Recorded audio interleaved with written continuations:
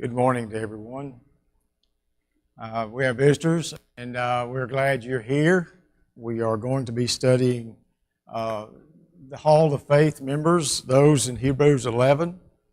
And this morning our lesson is in Joseph. So if you'd like to get your Bible and turn to Genesis chapter 50, it will allude to a lot of things that are happening in there. The last time I spoke, I taught, I had throat problems, and as you can see, they're still not exactly right. And I also had, this past week, a sty down in my lower eyelid, which caused me to have problems with contact lenses. So I was able to put them in this morning. They don't bother me, but if I have to stop, that could be the problem. So I don't know, maybe this is the Lord's way of telling me I don't need to be teaching. I'm just not sure. But I didn't want to cover the finer things of Joseph, the details and everything, because in 2 months, roughly 2 to 3 months, we're going to be studying Joseph again. So I didn't want to go over all the little details, but there was something interesting in there that I found, and I wanted to talk about that with you this morning. This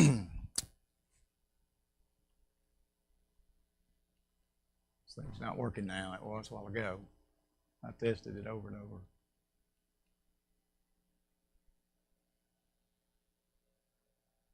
Yeah, it's turned on.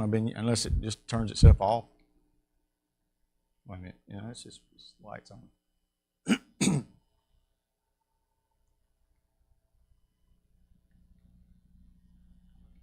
Okay, there we go. If this stops working, I'm sunk because I have timelines on there that I want you to see.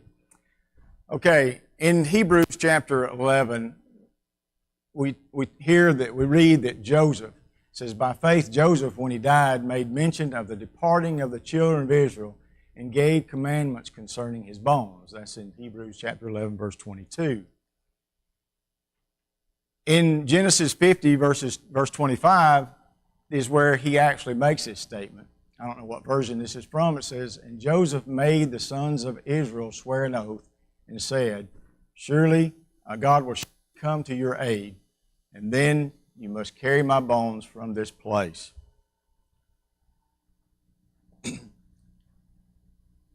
That is the statement that is made that he is known for his faith. And we read of all the other things that Joseph did to show his faith. The going to Egypt, to being the good servant to Pharaoh and others, and to Potiphar, and all those. And so this doesn't really seem like it should be a great faith-building thing, in my opinion, that it says that God will surely come to your aid. My version says will visit you, but it's appropriate that God would come to their aid and lead them out of Egypt. Anybody know what the importance of the burial place was? That Jacob, he wanted so badly to be buried with his fathers and that. Does anybody know what that's all about? I didn't either. I kind of looked it up. But it was God's land of promise. It was where they wanted to reside forever and ever. And they knew that if they were buried there, they would be with their people. And it is a statement of faith that Joseph wants to be buried there, and Jacob wants to be buried there, in the fact that they know eventually God's promise was that they would be in Egypt, they would be in Canaan, and they wanted to be with their family forever. That's basically what they said. They knew that they would be buried in the promised land together. People always want to be buried with family. We want to be buried with our wives. We want to be buried with our husband. And so they want to be buried together. Yes, Dallas?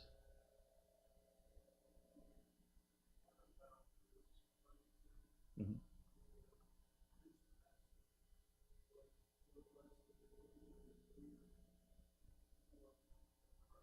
Right. Mm-hmm. Yeah. Mm-hmm. And that would have been the same with Jacob. Jacob wants to be buried with his father too. And so, yes, they want to be there. I think there's a little more to it, and that's what I'm going to bring out. They also want to be buried with family. So that's what we normally do. We want to be buried with family. We want to be buried next to our spouse. And so he wants to be with them, to be in the promised land, to show that he believes that God will bring them back to the land of Canaan, and he will be with his family forever. That's the faith that's shown. I believe there's an untold story in this. And in order to see this untold story, we must look at the timeline to see what was going on. I have a couple of verses that come up that are sometimes controversial. These two right here sometimes are controversial. If you ever talk to an unbeliever, they will probably look up on the website and show what they say are discrepancies in the Bible, and these are two of the verses that they will put up there. Somebody would like to read the first one, and somebody read the second one, please. Who would read the first one? Okay.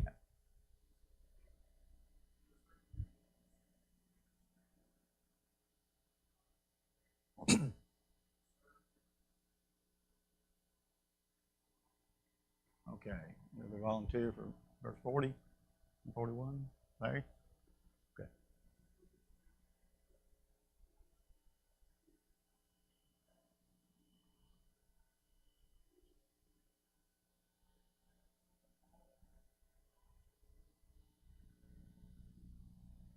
Okay. Is there a discrepancy between those two? See, 430 and 400. Why is it not a discrepancy?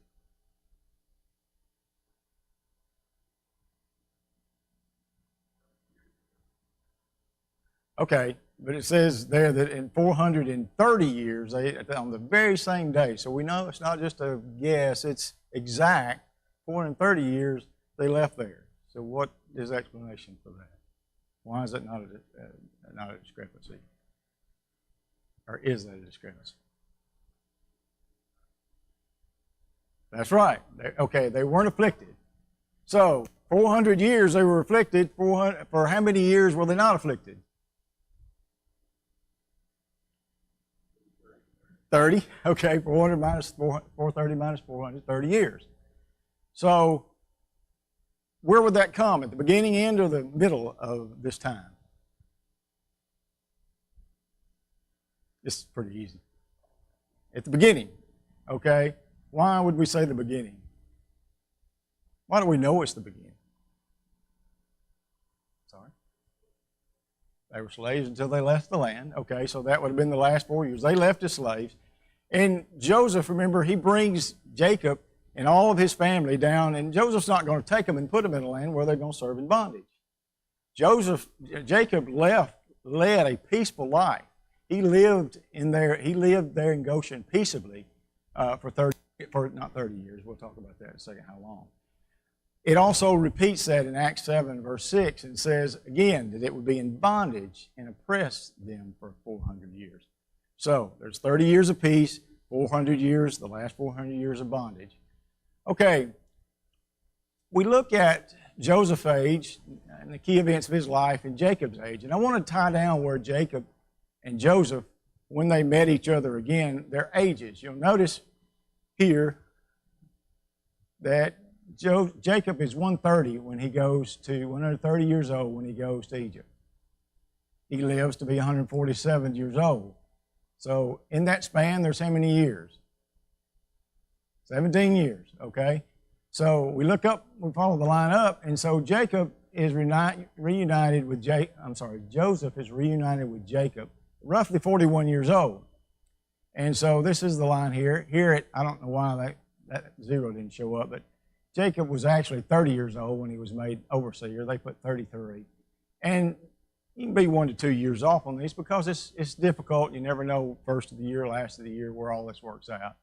So, after Joseph is made overseer, why is he made overseer?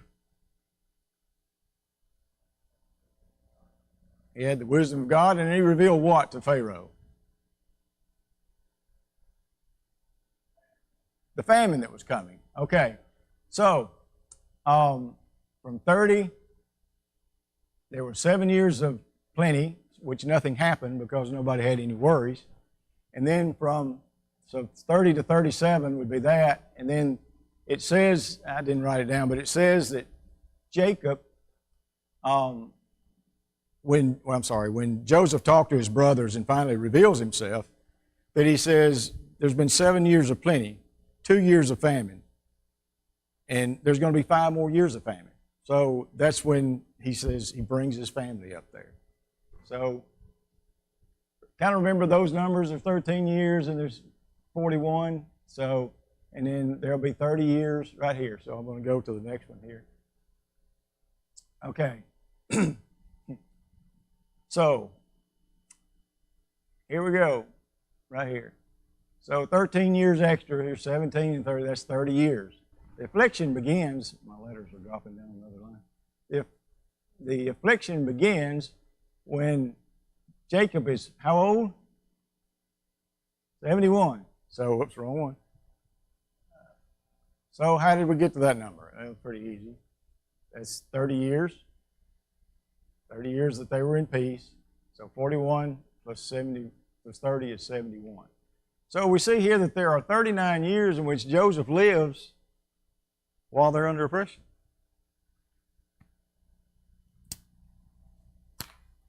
People will say, okay, well,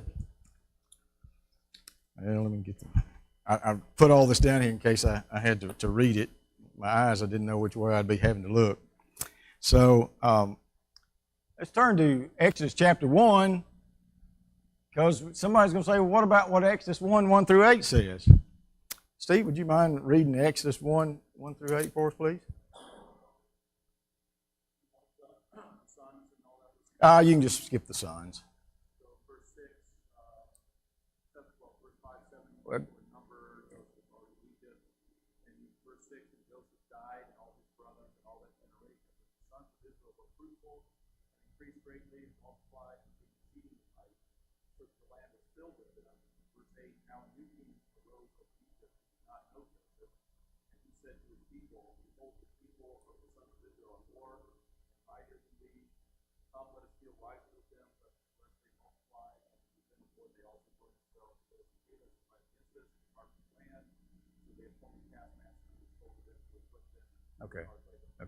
Okay. Go back to verse 6 and let's look at that one. And Joseph died. It says, in the verse says, now these are the names of the children of Israel who came to Egypt.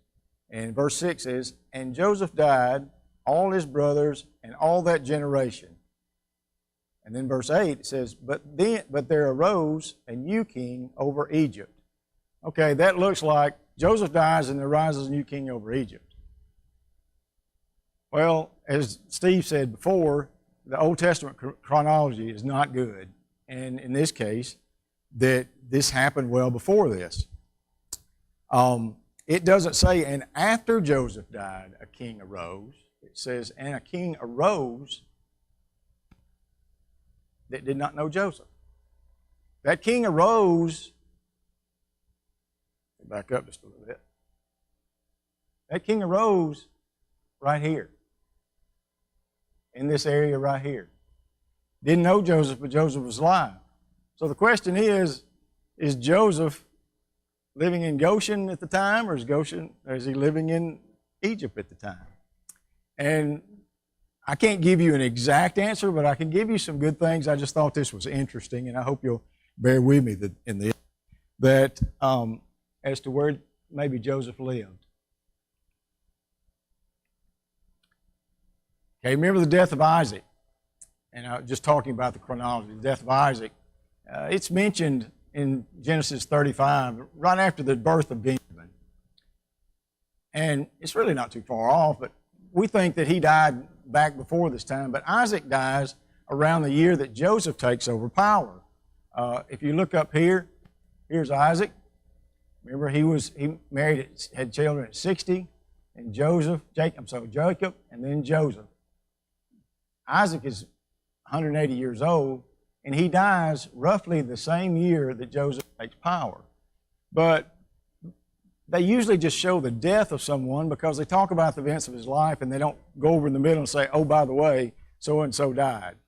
Okay, so that's why these are that way. And the way this is put in Exodus chapter 1, it looks like that he died way on down the line. But, he was, and people didn't know him. Well, he was alive in the 39 years. He was alive those 39 years when that king arose. Sorry, I'm getting them. So when that king arose, Joseph was alive. So my question, then I started questioning things. Okay, where was Joseph? Do we know anything about him? Let me get my notes over here.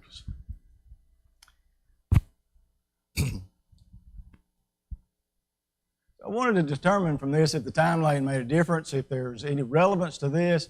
And the timeline is given by inspired writers. So we know, and I went back and looked over most of these dates, and they all coincide with what the Bible says about these dates. So they are given by inspired writers.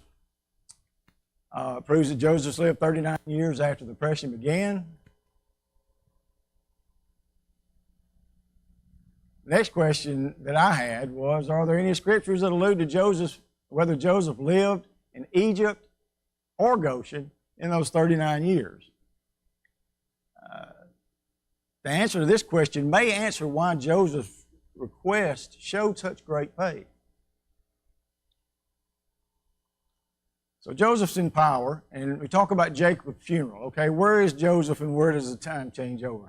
We don't know exactly, but when you look at Jacob's funeral, it's in chapter 50. It talks about it. It says there's 13 years. Of course, remember that 13 years? It's going to be 13 more years before the oppression begins. For Joseph, that is. So Jacob's funeral. Let's look at where Joseph was during Jacob's funeral, during the times of peace. Joseph commands Egyptians to bomb his father. This tells us that Joseph is in command. Joseph tells all of them to do that. Now let's look at Jacob's funeral and what all happened. All of Egypt mourns for 70 days. The whole place shuts down. I'm putting the verses up here if you'd like to check them out. They're up at the top. It says all Egypt mourns for 70 days. Everything's shut down. It says Joseph was allowed to leave and bury his father. So we know he's not in captivity because he's not going anywhere. Because he's going out, he's leaving. And all of Pharaoh's servants and elders in the land attend. Every one of them, all of Pharaoh's servants go to Jacob's funeral. All the elders of Pharaoh in the whole land, they all go to his funeral. And then a threshing floor is also named in Jacob's honor when they see how devastated everybody is that Jacob has died. Joseph is in the land of Goshen or Egypt. Okay, let's look at Joseph's funeral. And these are just some indications to me. 39 years after the oppression begins, during that 39 years that Joseph lives. They, in verse 26, chapter 50, verse 26,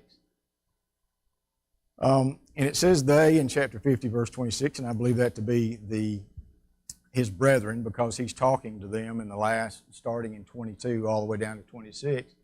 It says they, the Israelites, I believe to be, embalm him and put him in a coffin. That's his only funeral. Joseph has saved Egypt, and it says the Israelites embalm him and put him in a coffin. Is that some way you treat somebody that saved your whole country? They don't remember him anymore. He saved the whole country, and so that's all they do. Okay, that's all it says about Joseph's funeral. Joseph appears to me to live in the land of Goshen. Genesis chapter 50, still. Again, Joseph receives no honor for his funeral. Okay, if you look in chapter 50, verse 22, Joseph and his father's household appear to be living in the same place. It says, so Joseph dwelt in Egypt, he and his father's household. Now, that could be saying like, I live in Trustful and Steve lives in Irondale, but we live in Alabama. So I can't prove anything by that. But it sounds like they do live together in this case. Maybe, maybe not. In verse 24, it says, Joseph said to his brethren, he says it directly, I'm dying. If he was in Egypt, he would have to send to tell his brethren that, because he was in Egypt and his brethren was in Goshen. But he just says Joseph said, and so he didn't have to send the message. This is one of the ones I think was the kicker here. It says, Ephraim and Manasseh were Joseph's two sons and were two of the enslaved tribes. So all the tribes have gone down during these years of oppression. They're all down in Goshen. And Ephraim and Manasseh, being Joseph's two sons, went there also, because their names wouldn't be listed down there if they were still in Egypt. They wouldn't be in bondage. Okay, and it says Joseph, verse 23. This is a real strong one here. Joseph saw Ephraim and Manasseh's children to the third generation. That's in verse 23. And it says they were brought on Joseph's knees. They were brought up on Joseph's knees, meaning Joseph saw them regularly and Joseph raised them. Okay? Third generation. How much is a generation? How long is a generation? Usually considered. We talked about, 40 years, remember? 40 years, okay. So generation is usually considered 40 years. I thought that was pretty, anybody disagree with that? I thought that was pretty common. I don't see any yeses, but we talked, I thought, I'll have to go back and find out where, maybe that's just something that is not written down, but it's always been assumed, 40 years. And you look at it, Joseph here, when you look back at the timeline, Joseph is given a wife at 30. It says he has children sometime during the time of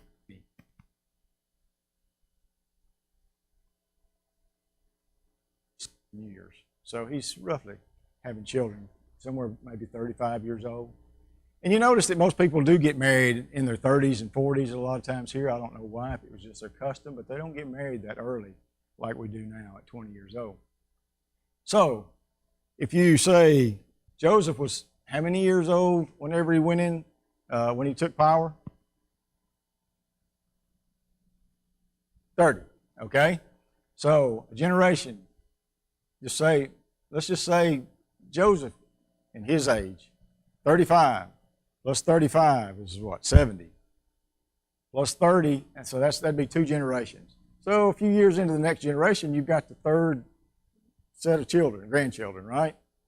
You may be 2, 3 years old, so say 5 more years. So you say 30, Joseph's age, plus 35 plus 35, that's 70, that's 100. And then 10 more years, that's 3 generations, right? So Joseph would have had to live roughly that long. That puts Joseph at 110. So, and that's when Joseph died.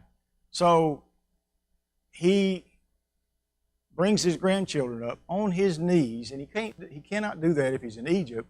And Ephraim and Manasseh, their tribes are down in Goshen, and they are under bondage. Now, by this time, you're probably asking, what's the point? And it's probably not as big a point as I wanted it to be. But it was a big deal to be buried with your brethren.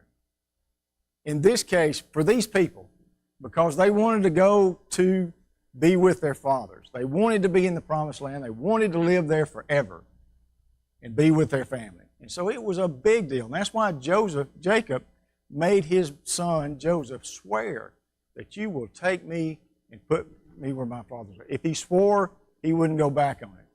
Joseph does the same thing. He makes them swear. Okay, we talked about that. With the power of Joseph, when Joseph was in Egypt, if he had died in Egypt, he could have gotten Pharaoh to say, promise me when I die, swear to me, because it seems like every nation uses the word swear as it is intended. You cannot go back on it. He could have easily asked Pharaoh, who he had brought to power, who he had elevated greatly. He had caused, during the famine, he caused everyone to have to sell everything they ever had and give to Pharaoh. He saved the area, he saved Egypt. So Pharaoh would have gladly said, sure, I'll bury you wherever you want me to. I'll send you out. But he chose not to do that. Instead, Joseph decided to put his faith in God and let God deliver his bones by the hands of his people. He could have just said, send me to my people. But he didn't. And I think we see a lot. I would love to have met Joseph. Joseph was an incredible man. Joseph was a selfless man. And there are some things that I believe Joseph did. He was selfless. His last selfless act, I believe, was to go to his people and encourage them. Now, I don't know how he got there. I believe either probably one or two things. There's a good chance. He either went to Pharaoh and says, why are you oppressing my people? And Pharaoh got mad and kicked him out. Or he said, and my guess would be this, he said, I'm going to go live with my people. Joseph had already done his deeds, and I believe he probably said, I'm going to go live with my people, to encourage them, to be with them. And whether he ever made a brick or whether he was just too old to do that, I don't know. I wouldn't know, and I'm just speculating. But I believe in his selfless act, he probably did something like that. I believe the reason he did that was because, and this is the point, this is the reason I think he did it. When Moses got ready to take them out of Egypt, all those people knew that Joseph was in that box. And when they picked that box up and took it out, they all knew because he made them swear to take him out. And everyone knew that they had to take him out. Everyone knew that Joseph knew that they were going to leave. They didn't believe it. They were in bondage. What was the possibility of them getting out of there by just running? There's 1 million people, and some of them might get out. But Joseph knew that they were going to walk out of there. And so when he says, you will carry, God's going to visit you, God's going to aid you, he's going to take you out of there. And when he does, you take my bones. And I believe that a lot of them saw that. They knew exactly what was going on, and they said, Joseph believed God's promises. Joseph was a faithful man, and he believed that God would take us out. And here we are. We're delivering him to be with us where he wanted to be buried. And I want to be more like Joseph. I think that, and it's something that we need to do too. We need to, as we live our lives in Christ, we need to be one that says, that Keith is a good person. I want to live my life like him. And so Joseph was an inspiration to his people in more ways than just delivering them from starvation. He believed in God, he believed in the promise, and he was faithful to God. Any comments or questions you'd like to make on that? Hope nobody brings something up and just shoots my whole idea down. And like I say, this is not in stone, but I do believe that there are some things that allude to Joseph being in Goshen. And I believe Joseph went there to be there for a reason, to encourage his loved ones, his family, his brothers. And that's something we also need to do with our brothers and sisters, is encourage each other in faith. And this was a faithful act that encouraged them, I believe. No comments. Ron?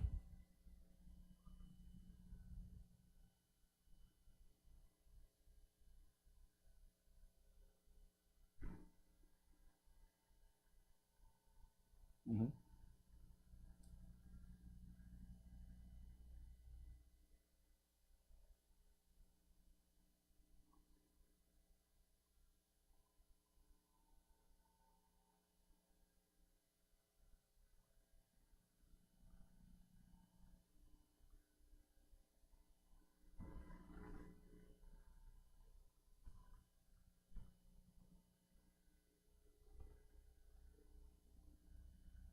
Right.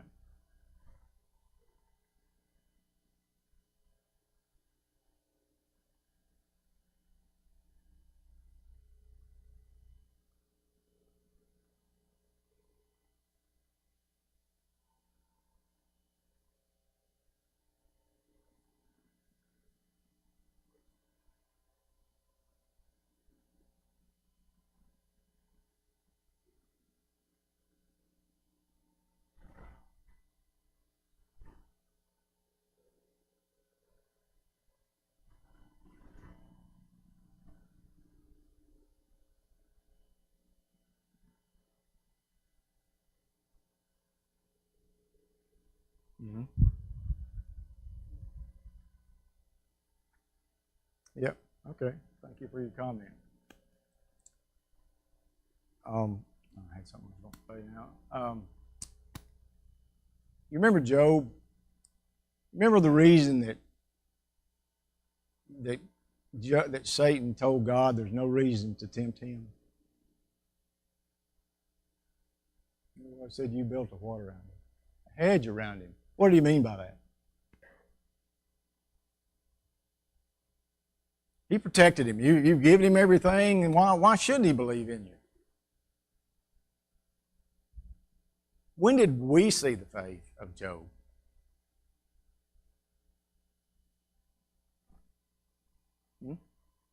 When the hedges were removed, when Satan was able to start tempting him. We saw that when Job didn't curse God and die because he had boils all over him. I've had them, I used to have them when I was younger. They are the most painful things I think I have ever had. And just one or two. I had 3 on my knee one time, and it kept me out of school, which my mom wouldn't let me miss school, but I couldn't walk. And I've had them in my nose. You're talking about fun going to junior high, and you got a big old, huge red spot on your nose. It's not fun. It hurts too. You take hot water and you boil to get it good and warm, and I'd have to put my nose down in there and soak it for as long as I could. And somebody said one time it was a staph infection. I quit having them, so I was tickled to death about that. But Job had them all over his body. That's something I can't imagine. I've told this before, but I think I was dating a girl one time, and we were going to go to a skating party that night. I had a boil under my arm. I had one. It was painful, and I knew I couldn't go skating with that in there, so I decided to go have it lanced. And so they don't deaden it or anything, and so I laid there and I said, I'm going to take this like a man. And they took that scalpel and they cut that thing, and I screamed like a girl. It hurt. So I can't imagine what Job went through. So we saw that. When did God see Joseph's faith? Did Joseph have to do something to show his faith? I mean, he would, and we know that he did, but God sees the heart, right? And so God knows. And we see it happen from time to time. Faithful people who we think are faithful, who have done great things, and find out they were awful. You know, we don't find that out for many years sometimes. We're fooled. But God sees the heart, and everyone else sees the actions, and God sees that we do what God says, so we prove to Him that we believe in Him and we trust Him and we have faith in Him. So Joseph, his brethren have never saw Joseph in jail, did they? They were down in Canaan, right? So they never saw that. They never saw him in prison. They never saw he was a servant. They never saw what he went through. So I think by him being in Goshen and living with them and going through some of the same problems that they had and believing in God, I think that helped them to see. Job went from good to bad to good. I believe Joseph went from, by the time 17, from bad to good to possibly bad. It may not have been terrible, but I don't know. I just know that he was down there. And another reason why I don't think Joseph would be in Egypt was because what better way to help your kinsman out down in Goshen if you're of a high esteem and you can send help, you can do whatever for them. For one, the Pharaoh's probably not going to let that happen. And then it talked about Joseph not being known. I believe Joseph was down there in Goshen, and that's why he was not known. Because it had happened, after 39 years, they had forgotten about Joseph. Okay, if there's no more comments, we'll go on. I do want to bring out some of the things that Joseph's faith and give you an opportunity to comment about it. When was this said? How then can I do a great wickedness and sin against God? When was it said? Anybody remember? Potiphar's wife, right? Potiphar, Joseph says, was a handsome man. Joseph is a slave. Joseph doesn't go out on dates. Joseph doesn't go see girls. Joseph stays at his home of his master, and he works on things that his master tells him to do.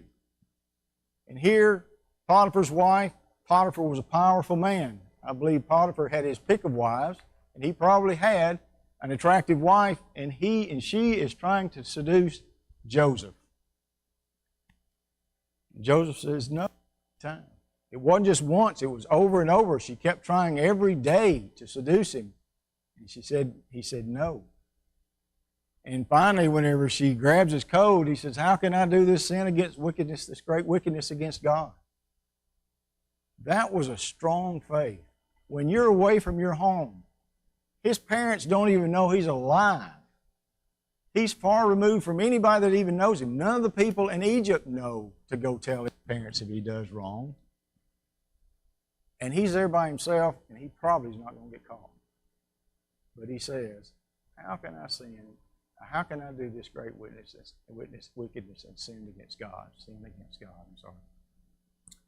So that takes a great faith to believe that God is going to one day allow you to have wife and do these things when he had no hope as far as where he was. But Joseph did believe in God. Joseph saw the things that God did for him. And I believe Joseph knew that God was with him. He had faith that it was. Any comments on that? Okay, one of them was, you intended to harm me, but God intended it for good to accomplish what is now being done, the saving of many lives. Anybody remember when that was said? His brothers, okay? When they did what? Yeah, I mean, that's when they said it, but what was he talking about? You intended it for good, you intended to harm for harm. When he was sold, okay? His brothers sold him. Wouldn't that make you hate your brothers for them to throw you in a pit and turn around and sell you like you're just a piece of merchandise to someone else? Of course, Joseph's brothers didn't like him, did they? He was the favorite son. They didn't like him. And so Joseph is an amazing person in that he did not hold this against him. He could have said, why did you sell me? He never, ever tried to make them feel bad about doing that. He said God was behind this. And God intended it for good. And Jacob allowed himself, through his faith, to be used in ways that he didn't like, in ways that he did, to perform God's will and to do what God wanted. And he realized, this is why I'm here. Now, he did take a little liberties, and I don't blame him whenever his brothers came. You know, he was rough to them. He spoke roughly to them, and they were worried. Well, they went back and told their dad, we don't want to talk to that guy anymore. We're not going to go back and talk to him unless we've got Benjamin with us. We're afraid of this guy. I don't know why Joseph did that. I don't know if he remembered the dream or what. Yes, Steve.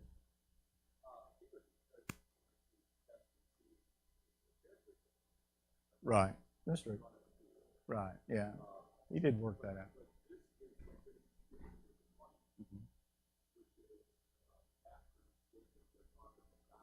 Right.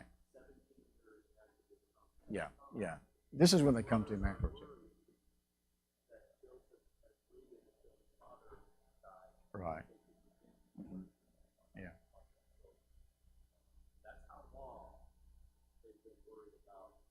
Yeah. They still do that.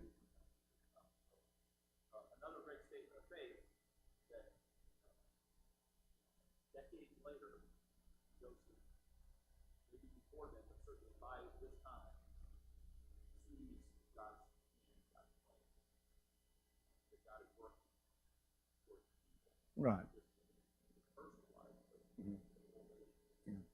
I think he made a statement also, something like this before too, when he met his brothers, and they were all worried about what. I think he made another statement similar to this, that he did it more than once. That this is what God's plan was for me, and I don't mind being used like this to further God's plan. I don't know if I finished my thought on. I was talking about Joseph. His brothers didn't see any of his works. So whenever when he was in Goshen, they saw his faith, even though he was considered just like them in bondage. They saw his faith, and they realized whenever he said, take my bones, that it was still faith in God. He made them swear. It's unbelievable how that he made them swear that 400 years later, they remember this. I don't know if they wrote this down or what they did, but they remembered, Joseph made me swear. A swear, when something is sworn, it did not run out. There's no statute of limitations. It keeps going and going and going. And so they all knew that Joseph had made them swear because Joseph knew he was going to go, they were going to go out of there. This is not working now. Can you just go down one? I can just tell you to go down if you don't mind. Can you go down one? Okay, now it's working. Okay. Okay, another one. Pharaoh said unto Joseph, you can tell this is King James, but I have to pick something that I know will show up here. I'm always when you do these, you're always scared to death that you can put them up there and nobody can see it. So I picked the ones that. And Pharaoh said unto Joseph, I have dreamed a dream, and there is none that can interpret it. And I've heard say of thee that thou canst understand a dream to interpret it. See what Joseph says? As Joseph answers Pharaoh, saying, It is not me. God shall give Pharaoh an answer. That's pretty incredible. Joseph has, as far as we know, has only interpreted the dreams of the butler and the baker. And Joseph believes in his heart, without asking God. Joseph didn't say, well, tell me the dream and I'll talk to God tonight and I'll come back to you tomorrow. Talking about faith moving mountains. It says, God shall give Pharaoh an answer. So tell me the dream. And he tells him the dream, and of course it's about the 7 fat cows, the 7 lean cows, and the 7 grains, healthy grains, and then the 7 unhealthy grains. So he also says, God shall give Pharaoh an answer of peace. What? He didn't know the interpretation of the dream until Pharaoh told it to him. But I think Joseph even had a faith in God that if I tell him it'll be an answer of peace, it'll be an answer of peace. Okay, let's talk a little bit about Joseph. He was a faithful son. How was he a faithful son? What incidents would you bring up about him being a faithful son?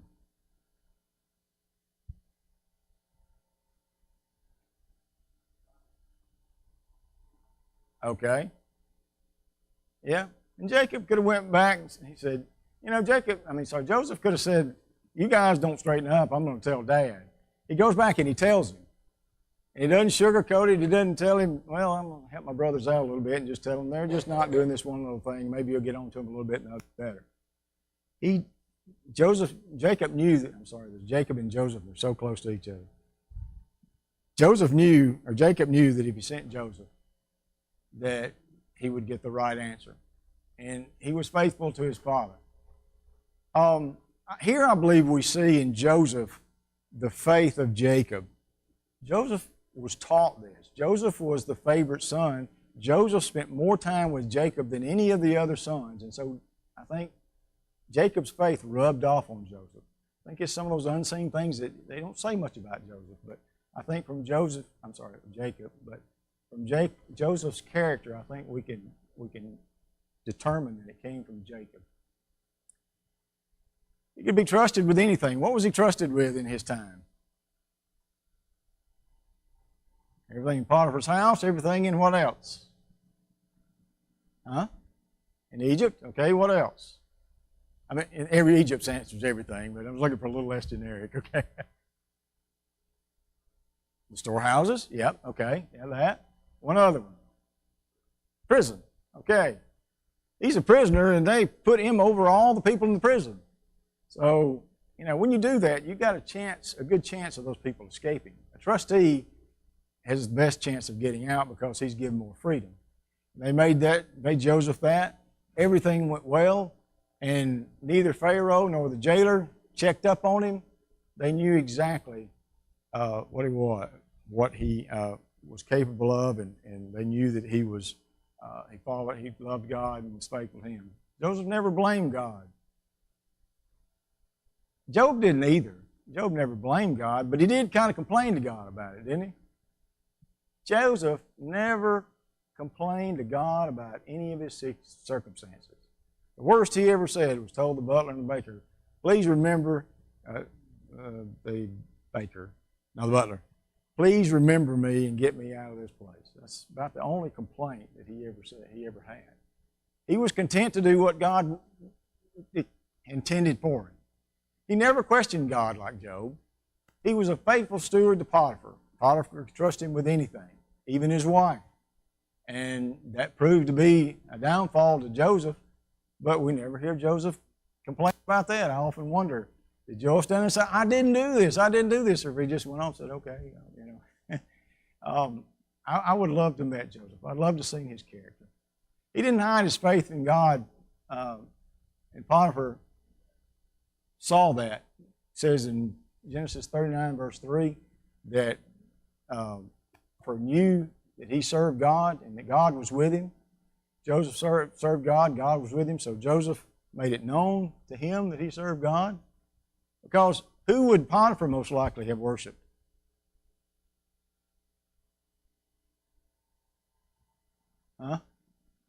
Egyptian gods, which were Aaron, Pharaoh too. Yeah, that would be one of them. Aaron made a what when they came out? A golden what? Golden calf. Okay? And that's why whenever they asked to go out, Moses said, let's go out. We can't worship a calf here in front of everybody. They'll kill us. They didn't say that, but it was understood that calves were worshiped. And you slaughter a calf for your God, they're going to take offense to that. He acknowledged his faith in God to Potiphar's wife by saying, how can I do this wickedness? He continued to resist her advances. He gave God the glory for his interpretations. Both times he said that non-interpretations belong to God. You know, when you've got a gift, and I can understand in the New Testament churches, when you have a gift, it kind of makes you feel good. One, I was deemed worthy enough to have this gift, and two, that I can do gifts. It would be hard sometimes not to take credit for yourself. You would have to really concentrate on not doing that. And Joseph never said, I can do this. He said, God can do it. He had faith that God revealed the dreams. He loved and forgave his brothers. He never sought revenge on his brothers ever at all. It was exactly the opposite. You would think, well, I don't get along with them very well, but I forgive them. It was never that. He loved his brothers. He did what he could do for them. Okay, and that's all those. Joseph, in a lot of ways, paralleled Christ. There was a lot of things. I didn't write them down because there's a good many of them. But anybody want to bring one of those out? Savior of his people. Okay, he was a deliverer. He went down and saved his people. Another one. Falsely accused. That's right. Another one. Not only falsely accused, but convicted, right? Okay. Sold. That's right. He was humble. That's right. He loved his brethren. He loved everyone. What about another one? Egypt, what? He went to Egypt. Yeah, he left and went to Egypt. He just left and came down to earth. More. He was forgiving, extremely forgiving. Never, ever held a grudge against his brothers. More. It kind of, one of the things I knew and one of the things that kind of dawned on me whenever I was looking at some of the things was, Joseph was a servant, so was God. And Joseph went from a servant in just a short time after he gave the interpretations of the dream, he went from servant to the right hand of the sovereign ruler of Egypt. Of course, when Jesus transcended after his resurrection, he did the same thing. It wasn't in the same time period with that. Joseph also, under Pharaoh, when people started needing food and started paying for things, Joseph kept taking more and more and more. How much did he finally end up taking? He ended up taking everything they had. And so Jesus, in order for us to follow Jesus, we have to be willing to give up everything we have to follow Jesus. And There are several more. I just can't think of them right this minute, and that's why I didn't write them down. I didn't want to read the list. Thank you for your comments. I appreciate it very much. I hope the timeline wasn't boring. I hope it did mean something to you. And so I appreciate it very much.